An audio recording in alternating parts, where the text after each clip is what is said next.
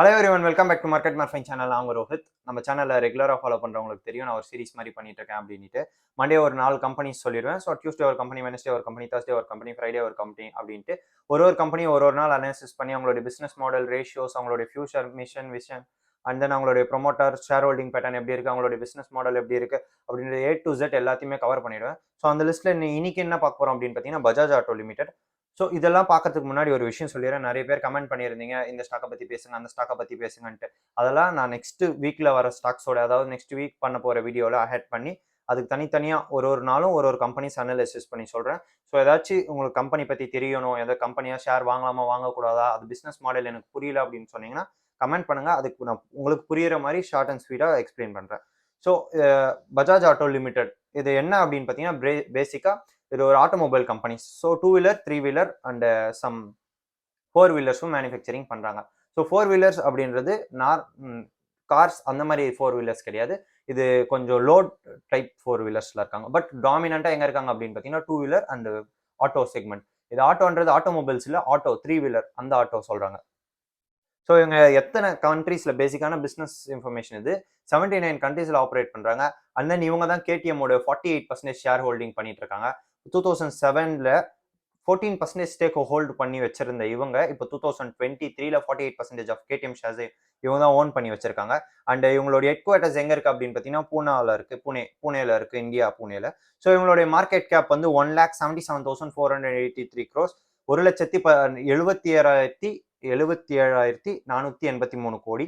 So stock B வந்து 25, நான் சொல்றது 20க்குள்ள இருக்கணும். பட் பிசினஸ் மாடல் வைஸ் ஒரு 2022ல போகும்போது ஒரு பெஸ்ட் பையா இருக்கும் அப்படின்னு நான் சொல்லுவேன். And then but stock PV மட்டும் பார்க்க முடியாது ஒரு கம்பெனியை வாங்கும்போது. புக் வேல்யூ இருக்கு, அண்ட் தென் ஆர்ஓஏ, ஆர்ஓஇ. ஒரு அண்ணா நேற்று கமெண்ட் பண்ணியிருந்தார் ஆர்ஓஏ, திங்க் அவர் பேர் செந்தில் அப்படின்னு நினைக்கிறேன். நான் ஆர்ஓஇ, ஆர்ஓஏ பத்தி நீங்க கேட்டிருந்தீங்க சொல்றேன். ஸோ ஆர்ஓசிஇ அப்படின்றது ரிட்டர்ன் ஆன் கேபிட்டல் எம்ப்ளாய்டு, அதாவது கேபிட்டல் வச்சு அவங்க எவ்வளோ ஏர்ன் பண்றாங்க அப்படின்னு பார்த்தீங்கன்னா, எத்தனை பர்சன்டேஜ் ஏர்ன் பண்றாங்க அப்படின்னு பார்த்தீங்கன்னா 26.2% ஏர்ன் பண்றாங்க. ஸோ அவங்களுடைய கேபிட்டல் எவ்வளோ அப்படின்னு பார்த்தீங்கன்னா 1,77,483 crores. ஸோ 1,77,000 அந்த இதுல 26% எவ்வளோ அப்படின்னு கால்குலேட் பண்ணீங்கன்னா உங்களுக்கு எவ்வளோ ஏர்ன் பண்ணுவாங்க அப்படின்ட்டு இங்க இருந்தே உங்களுக்கு கிளீனா தெரிஞ்சிடும். So and then sales growth எவ்வளோ அப்படின்னு பார்த்தீங்கன்னா 11%. ஒரு டெவலப்பிங் கம்பெனிக்கு, டெவலப்டு ஆர் வெல் டெவலப்பிங் கம்பெனிக்கு 11% அப்படின்றது கொஞ்சம் கம்மி தான். ஒரு சில கம்பெனிஸ்லாம் 25, 30ல இருக்கு. பட் இவங்களுடைய சேல்ஸ் growth பாஸ்ட் எடுத்து கம்பேர் பண்ணி பார்த்தீங்கன்னா இப்போ கொஞ்சம் கம்மியாக தான் இருக்கு. பட் பாஸ்ட் ரொம்ப ஹைல இருந்தது. இதுக்கு மேலேயும் அவங்க இன்க்ரீஸ் பண்ணுவாங்க.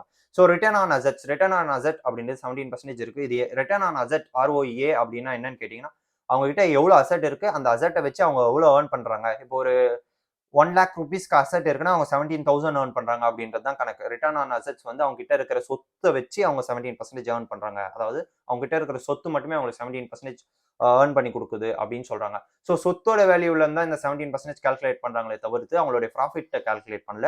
அவங்க கிட்ட இருக்கிற சொத்து மூலியமா, அதாவது அந்த சொத்து இப்போ 1 lakh வேல்யூவேஷனா அதுல இருந்து 17% ஏர்ன் பண்றாங்க. அதான் return on asset. And debt to equity வந்து 0. இந்த 0.05 அந்த மாதிரிலாம் இல்லை, ஃபுல் 0, டெட்டே கிடையாது இந்த கம்பெனியில.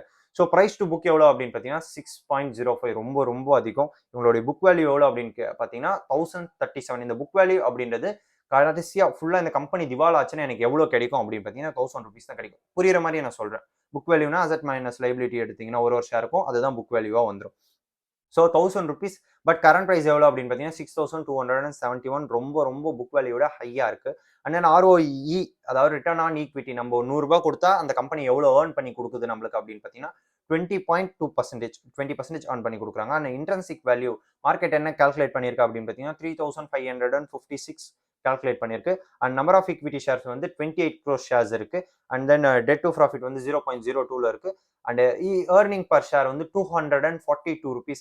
எனக்கு தெரிஞ்சு நான் அனலைசிஸ் பண்ண இத்தனை நாள் அனலைஸ் பண்ணி வீடியோ பண்ணதுல ஹையா ஏர்ன் பண்ற ஒரே கம்பெனி இதுதான். அதாவது ஏர்னிங் பர் ஷேர் அதிகமா இருக்கு.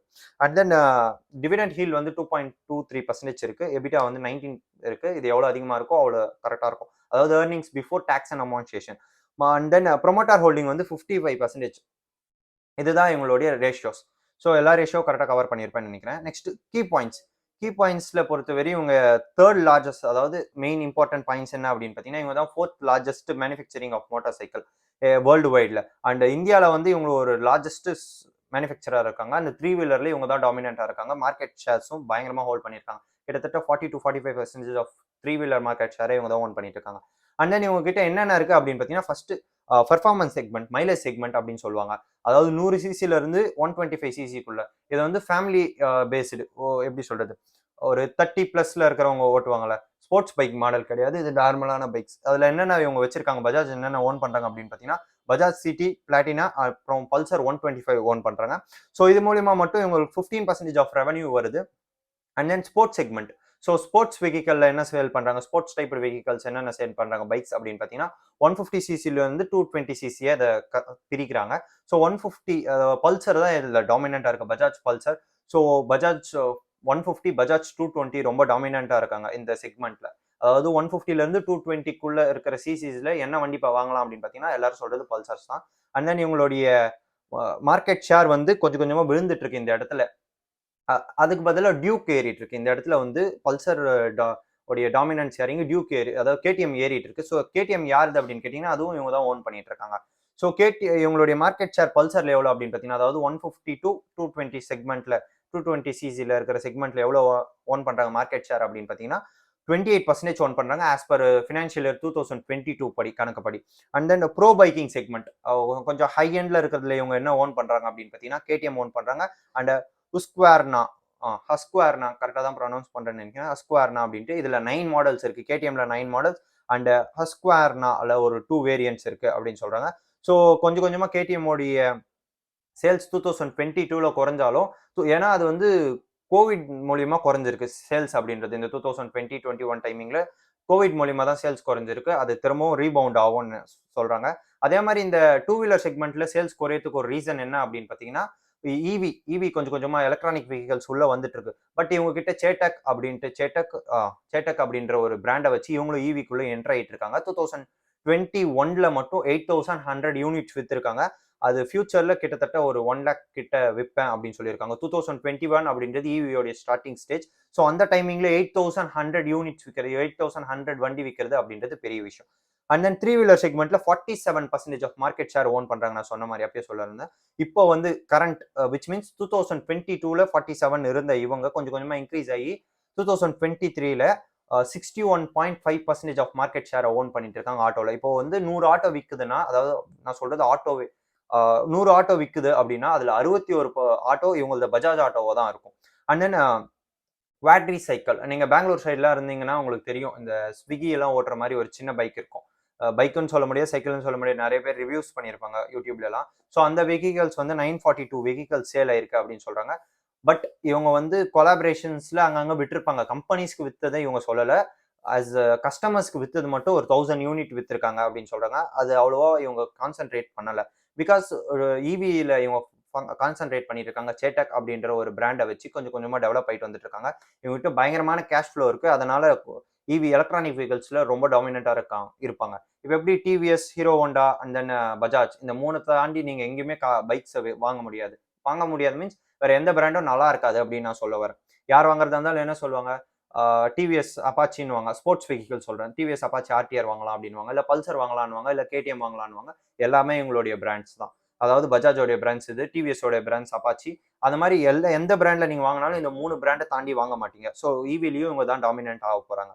ஸோ ஜாகிரபிக்கல் வைஸ் எங்க ஏர்ன் பண்றாங்க அப்படின்னு பார்த்தீங்கன்னா, இந்தியாக்குள்ள 47%, எக்ஸ்போர்ட் மார்க்கெட்ல 53% ஏர்ன் பண்றாங்க. கிட்டத்தட்ட ஒரு 100 வண்டி விற்குதுன்னா அது 53 வண்டி ஃபாரினுக்கு எக்ஸ்போர்ட் பண்றாங்க. கிட்டத்தட்ட 2.5 மில்லியன் வெஹிக்கல்ஸ் சேல் பண்ணிட்டு வந்துட்டு இருக்காங்க இயர்லி. அண்ட் 2 லேக் வெஹிக்கல்ஸ் வந்து எக்ஸ்போர்ட் மந்த்லி. இப்போ 12 மாசம் இருக்குன்னா அதுல 10 மாசமே 2 லட்சம் வண்டி எக்ஸ்போர்ட் பண்ணிட்டு இருக்காங்க. ஒரு சில மாசம் கொஞ்சம் குறையும் அப்படின்னு சொல்றாங்க. பட் இவங்களுடைய ஃபாரின் மார்க்கெட் ஷேர், ஃபாரின்ல எக்ஸ்போர்ட் பண்ற மார்க்கெட் ஷேர் எவ்வளவு அப்படின்னு பாத்தீங்கன்னா 50%, 53%, சாரி 36% இருக்கு மார்க்கெட் ஷேர். எக்ஸ்போர்ட்டிங் இதுல 36% ஓன் பண்றாங்க. கிட்டத்தட்ட இவங்க கிட்ட கூட யாராலையும் வர முடியல மற்ற கம்பெனிஸால. மற்ற கோ பிராண்ட்ஸ் எவ்வளோ வச்சிருக்காங்க மார்க்கெட் ஷேர் அப்படின்னு பார்த்தீங்கன்னா 2%, 1% தான். பட் பஜாஜ் வந்து 36% ஆஃப் மார்க்கெட் ஷேரை ஓன் பண்ணிட்டு இருக்காங்க எக்ஸ்போர்ட்டிங் மார்க்கெட்ல. அண்ட் நியூ சப்சிடியரி ஓன் பண்ணியிருக்காங்க 2021ல சேட்டக் டெக்னாலஜி லிமிடெட். அதுதான் இவியோடைய டெவலப்மெண்ட், அதோடைய தேவையான பைக்ஸ் பார்ட்ஸை ரெடி பண்றதுல இருந்து அதுக்கு தேவையான டெக்னாலஜிஸை ரெடி பண்றது சேட்டக் டெக்னாலஜிஸ் தான். அது அவங்களுடைய சப்சிடியரியா இருக்கு. இவங்க கிட்ட பல கம்பெனிஸ் இருக்கு. பட் அது தனியா லிஸ்ட் ஆயிருக்கு. அதை பத்தியும் நான் நெக்ஸ்ட் வீடியோல பேசுறேன். அண்ட் தென் இவங்க கிட்ட 3 பிளான்ட்ஸ் மேனுஃபேக்சரிங் ஹப்ஸ் இருக்கு. நம்ம யோசிப்போம் 3 தான் இருக்கா பைக் மேனுஃபேக்சரிங், எவ்வளோ பெரிய கம்பெனி அப்படின்னு சொல்றீங்களே அப்படின்ட்டு. பட் இவங்க ஒரு கம்பெனிஸ் மட்டுமே 6.6 மில்லியன் வெஹிக்கல்ஸ் சேல் பண்ணுது. விச் மீன்ஸ் பர் ஆனம் மட்டும் அவங்களாலேயே 1 மில்லியன் அப்படின்றது 10 லட்சம். ஸோ 6 மில்லியன்னா 6 கோடி. 6 கோடி சேல்ஸ், அதாவது சாரி 60 லட்சம் பைக்ஸ் மேனுஃபேக்சரிங் பண்றாங்க பர் இயர் மட்டும். அவங்க சேல் பண்றது எவ்வளோ அப்படின்னு பார்த்தீங்கன்னா 2.5 மில்லியன் தான். பட் அவங்களால எவ்வளோ ஒரு ஹப்ல மட்டும், ஒரே ஒரு ஹப்ல மட்டும், அதாவது ஒரு மேனுஃபேக்சரிங் இடத்துல மட்டும் 3 இருக்கு, ஒன்னுத்துல மட்டும் 6.6 மில்லியன் 60 லட்சம் வண்டிகள் தயாரிக்கப்படுது. ஸோ 3ம் சேர்த்துக்கிட்டீங்கன்னா கிட்டத்தட்ட 180 லட்சம் வண்டிகள் தயாரிக்கிறது. அதாவது 1 கோடியே 80 லட்சம் வண்டிகள் தயாரிக்கப்படுறது. அண்ட் தென் நியூ மேனுஃபேக்சரிங் ஹப்பும் இவங்க ரெடி பண்ணிட்டு இருக்காங்க. அண்ட் தென் பேங்காக்லயும் உங்களுடைய சப்சிடியரி ஒன்று இருக்கு.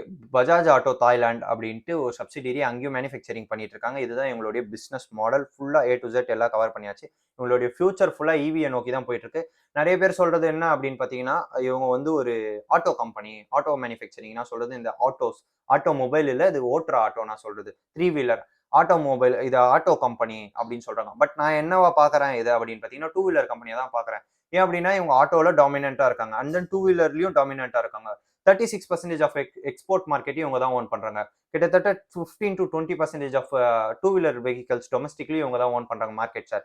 அண்ட் தென் ஆட்டோலயும் இவங்க தான் ஓன் பண்றாங்க. இவங்க கிட்டத்தட்ட எல்லா செக்மெண்ட்லயும் இருக்காங்க. 2 வீலர் 3 வீலர்ல இவங்க தான் டாமினண்டா இருக்காங்க. என்ன பொறுத்த வரையும் இது ஒரு 2 in 1 கம்பெனி. 2 வீலரும் செல் பண்றாங்க, 3 வீலரும் செல் பண்றாங்க.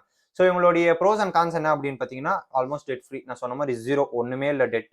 And then 71% of dividend paid out, இது வரையும் டோட்டலா நான் சொல்றது.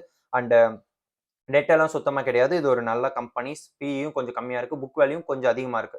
கான்ஸா நான் என்ன பாக்குறேன், டிஸ்அட்வான்டேஜஸா நான் என்ன பாக்குறேன்னா, புக் வேல்யூ ஒன்று தான். மிச்சபடி பி கூட கொஞ்சம் ஒரு 4, ஒரு 3 கொஞ்சம் எக்ஸ்ட்ராவா இருந்தா பிரச்சனை. பட் புக் வேல்யூ அப்படின்றது ரொம்ப ரொம்ப ரொம்ப ஹையா இருக்கு. ஸோ நான் இப்போதைக்கு வாங்க முடியாது. இதோட பிரைஸ் குறைஞ்சா வாங்கலாம். மிச்சபடி இதுல கன்சிடர் பண்றதுக்கு இப்போதைக்கு டைம் கிடையாது. இப்ப டைம் கிடையாது. இப்ப கன்சிடர் பண்றதுக்கு. வாங்குறவங்க இந்த பிரைஸ்ல வாங்குறதா இருந்தா வாங்கிக்கோங்க. நான் யாரையும் வாங்குங்க, வித்துருங்க அப்படின்னு சொல்லல. நான் பிசினஸ் மாடலும் ரேஷியோஸ் மட்டும் தான் சொல்ல முடியும்.